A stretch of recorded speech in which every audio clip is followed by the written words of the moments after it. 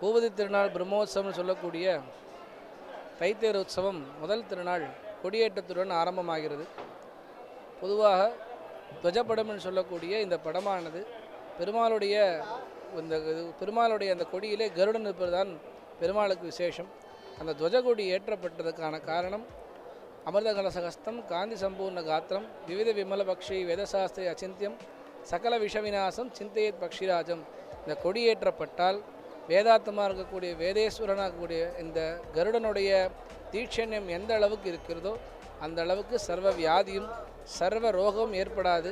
இந்த உற்சவத்தை ஏற்படுத்திய பூபதி ராஜாவானவன் தை மாதம் புனர்வசு நட்சத்திரத்தை தேர் கொண்டாடினான். இந்த உற்சவம் ஆரம்பித்ததற்கு காரணமே ராமர் ஒரு காலில் இந்த உற்சவத்தை நடத்தினார் என்பதனாலேயே இந்த உற்சவம் சீனலை கொண்டாடப்பட்டு வருகிறது. கொடியேற்றம் ஆயிடுத்து அப்படின்னு சொன்னாலே நம்ம மனசில் எல்லா துக்கங்களும் நீங்கும், எல்லா பாவங்களும் நீங்கும், எல்லா வியாதிகளும் நீங்கும். பொதுவாக கருடனை வழிபட்டால் எந்தவித துக்கமும் ஏற்படாது. ஆகையினால இந்த பெருமாள் காலையிலே புறப்பட்டு கருடன் முன்னே பெருமாள் காண்பிக்கப்படுவார். கருடன் முன் செல்ல பெருமாள் பின்னாடி எழுந்தருள்வார். பெருமாள் கொடவரை மண்டபத்தில் எழுந்தருள்வார். பிறகு கருடன் வீதி சுற்றி வந்து கொடிமரம் ஏற்றப்படும்.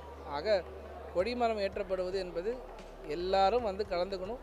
எல்லா ரோகங்களும் இந்த பெருமாளத்து கருண தீர்த்தத்தை எடுத்துட்டால் எல்லா பாவங்களும் நீங்கிறது, எல்லா வியாதியும் நீங்கிறது என்பது இந்த கொடியேற்றத்தினுடைய அடையாளம்.